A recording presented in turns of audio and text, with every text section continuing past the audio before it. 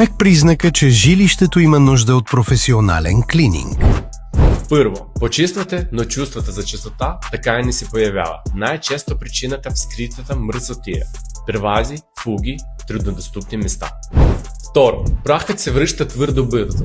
Току-що сте почистили, а след ден той отново е по мебелите. Това означава, че обикновеното почистване вече не се справя с натрупана мръсотия. Трето, кухнята и банята изглеждат уморени. Налепи, мазнини, варовик и потемнели фуги се почистват трудно с битови препарати, без да се увредят повърхностите. Четвърто, по мебелите са се появили петна и неприятна миризма. С времето в тканите се натрупват прах, косми и алергени.